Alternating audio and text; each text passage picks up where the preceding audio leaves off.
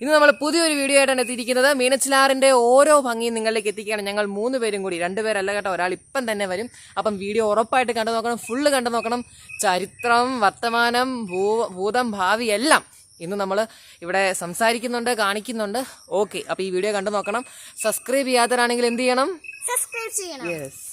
അപ്പം വീഡിയോയിലേക്ക് കിടക്കാം. ഓക്കെ, ഇത് കണ്ടില്ലേ, ഇത്രയും പൊള്ളുന്ന ചൂടി പോലെ ഈ പ്രദേശത്തെയൊക്കെ മരങ്ങളുടെ പച്ചപ്പും തണലും ഇതെല്ലാം കണ്ടു കഴിഞ്ഞാൽ നമ്മളുടെ ആരുടെയാണേലും ഈ മനസ്സൊന്ന് അലിഞ്ഞു പോകും.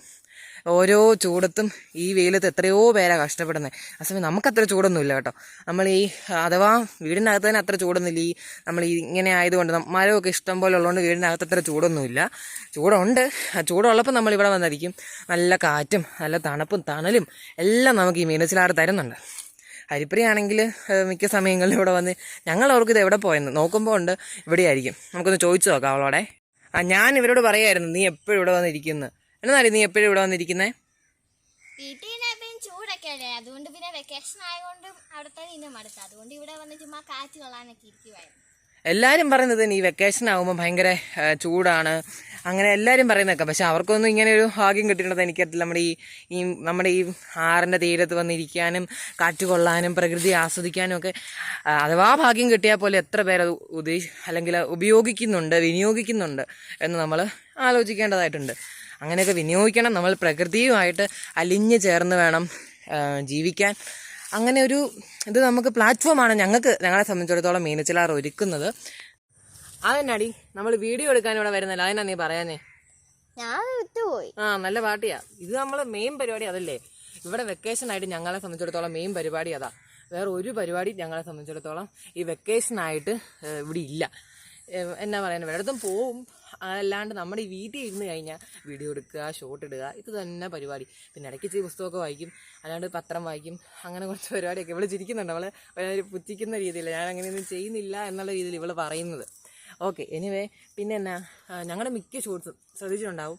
ഞങ്ങളുടെ മിക്ക ഷോട്ടും ഗൈസ് ഞങ്ങൾ ഈ മീനച്ചിലാറിൻ്റെ സീനറിയിൽ മീനച്ചിലാറിൻ്റെ ബാക്ക്ഗ്രൗണ്ടിലായിരിക്കും എടുക്കാറുള്ളത്. നിങ്ങൾ ശ്രദ്ധിച്ചിട്ടുണ്ടെന്ന് തന്നെയാണ് എൻ്റെ വിശ്വാസം. നിങ്ങൾ സ്ഥലമൊന്നും ഇല്ലാഞ്ഞില്ലെന്ന് വിചാരിക്കരുത്. ഇവിടെ പരമാവധി കാറ്റും തണുപ്പും ഇച്ചിരി തണലും ഇച്ചിരി സീനറിയൊക്കെ ഇരുന്നോട്ടെ, പ്രകൃതിയുടെ സീനറി ഇരുന്നോട്ടെ എന്ന് വെച്ചാണ് ഞങ്ങൾ ഇവിടെ തന്നെ വന്ന് നിൽക്കുന്നത്.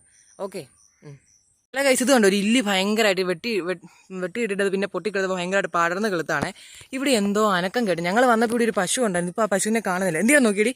ആ പശുവിനെ നോക്കിയേ, ചുറ്റിയോ വല്ലതും കിടക്കുക. ആ കയർ ഇവിടെ കിടപ്പുണ്ട് ഗൈസ്. ഇത് കണ്ടോ കയർ കിടക്കുന്നേ? എന്തേ കണ്ടോടി നീ? കണ്ടോ പശുവിനെ? കണ്ടോ, ഓരോ മൃഗങ്ങൾക്ക് പോലും എത്രത്തോളം തണലാ ഒരുക്കുന്ന നോക്കി.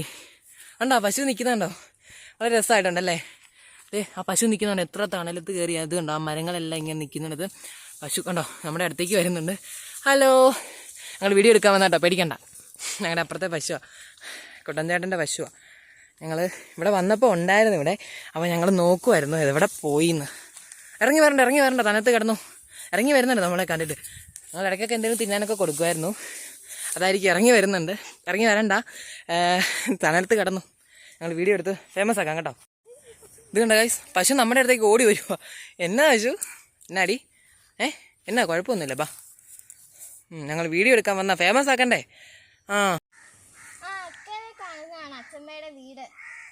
അതെ, ആ പണ്ടൊക്കെ ഇതിലെ നടന്നു പോകാറുന്നാ പറയുന്നത്. നമുക്ക് ചോദിച്ചു നോക്കാം. അച്ഛമ്മ വന്നിട്ട് നമുക്ക് ആ കഥ കേൾക്കാം. ഇതുണ്ടല്ലേ, ഇത്ര അടുത്താണ്. അതായത് ആ കാണുന്നതാണ് അച്ഛമ്മയുടെ വീട്. അപ്പം നമ്മൾ നിൽക്കുന്നിടത്ത് കണ്ടോ, ഇതാണ് നമ്മുടെ അവിടെ നിന്ന് ഇറങ്ങി വരുന്ന വഴി. കണ്ടോ, അത്രയ്ക്ക് കറക്റ്റ് ഓപ്പോസിറ്റ് ആയിട്ടാണ് ഇവിടെ ഇരിക്കുന്നത്.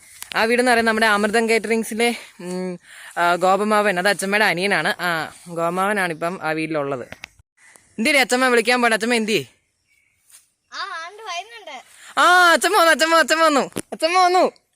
അച്ഛമ്മ വന്നു. ദേ ഇപ്പൊ നമുക്ക് കഥ കേൾക്കാം. അച്ഛമ്മ വരുന്നുണ്ട്, നമുക്ക് ചോദിക്കാം. അതല്ലേ എൻ്റെ വീട്. അക്കരയ്ക്കര കടക്കാൻ എന്ത് സൗകര്യമായിരുന്നു. എല്ലായിടവും മണപ്പുറം, നടുക്ക് മാത്രം കുറച്ച് വീതി വെള്ളം. ആ വെള്ളം നല്ല കുത്തനെ ഒഴുകിക്കൊണ്ടിരിക്കും. നല്ല നിർമ്മലമായ വെള്ളം. എന്തു സുഖം ആ വെള്ളത്തിൽ കുളിക്കാനും എടുക്കാനും ഒക്കെ. ഇപ്പം നമ്മുടെ ആറിൻ്റെ അവസ്ഥ എന്നതാ, കണ്ടാൽ നമുക്ക് സഹതാപം തോന്നും. മറ്റേത് അങ്ങനെയല്ല. ഞങ്ങൾ പിള്ളേർ അക്കരെ ഇക്കരെ ഓടി കളിക്കും. പിന്നെ മണപ്പുറത്ത് മണപ്പുറം വിശാലമായിട്ട് കിടക്കുക. അവിടെയാണ് കപ്പ വാട്ടുന്നു, ഉണങ്ങുന്നു, എന്താ ആൾക്കാരുടെ ബഹളമാണ്. നല്ല രസമായിരിക്കും അല്ലേ? പിന്നെ അല്ലേ അത് കാണണം. അതുപോലെ ഇന്നത്തെ കൂട്ട് മീൻകാർ ഇതുപോലെ ഓണടിച്ചൊന്നുമല്ല വരുന്നത്, കൂവി വരും വള്ളത്തെ. അന്ന് വഴിയൊന്നുമില്ലല്ലേ? അന്ന് വഴിയൊന്നുമില്ല, വള്ളത്തല്ല മീൻ കൊണ്ടുവരുന്നത്, കൊച്ചു വള്ളത്തെ. നേരത്തേക്ക് ആൾക്കാർ മീനിൻ്റെ കൂവല് കേൾക്കുമ്പോൾ ഞങ്ങളൊക്കെ വന്ന് മീൻ മേടിക്കാനായിട്ട് വരും. അന്ന് പൈസ കൊടുത്തൊന്നും മീൻ മേടിക്കല, കാച്ചിൽ കൊടുക്കും, കപ്പ കൊടുക്കും, ഇതൊക്കെ കൊടുത്താണ് മീൻ മേടിക്കുന്നത്. നല്ല സുന്ദരമായ മീൻ, പിന്നെ എന്തൊരു സുഖമായ. അത് ഇപ്പം ആണെങ്കിൽ ഓരോ ഈ ഇൻഡസ്ട്രിന്നൊക്കെ ഈ എന്നാ പറയുന്നത് വേസ്റ്റ് വെള്ളം എല്ലാം ഒഴുക്കി വിട്ട് ഇവിടെ കുളിക്കുന്നവർക്ക് പോലും ചൊറിച്ചിലാണെന്നുള്ള പരാതി വരെ ഇവിടെയുണ്ട്. അന്നത്തെ വെള്ളം കാണണം. കുടിവെള്ളത്തിന് വേണ്ടി ഈ മണലിനകത്ത് ഓലി കുത്തുക എന്ന് പറയും. എന്നിട്ട് അതിൽ നിന്ന് നല്ല ഓലി എന്താ മണല് നല്ല ചിരട്ടിയ വെല്ലം വെച്ച് മണല് മാറ്റി ചെറിയ കുഴിയുണ്ടാക്കി വെള്ളം തേകി അതിൽ നിന്ന് നല്ല തെളിഞ്ഞ വെള്ളം മുക്കിയെടുക്കും. നല്ല സുന്ദരമായ വെള്ളം. എന്നിട്ട് വീട്ടിലോട്ട് കൊണ്ടുപോകും. കിണറ്റിലൊക്കെ വേനയ്ക്ക് വെള്ളം വറ്റിയാലോ, അതുപോലെ വർഷമായാലോ 6 പെരുകിയാൽ തന്നെ വീന്ന് അങ്ങ് ഇറങ്ങിപ്പോകും. അല്ലാണ്ട് ഇന്നത്തെ കൂട്ട് പറമ്പിൽ കയറി കിടക്കുകയോ ഒന്നും ചെയ്യല. പണ്ട് വെള്ളം വരും, വെള്ളം പോകും. ഇപ്പം അതെല്ലാം തടഞ്ഞ് പാടം നികത്തിയും വെള്ളത്തിന് പോകാനുള്ള ആ ഒരു സൗകര്യമില്ല.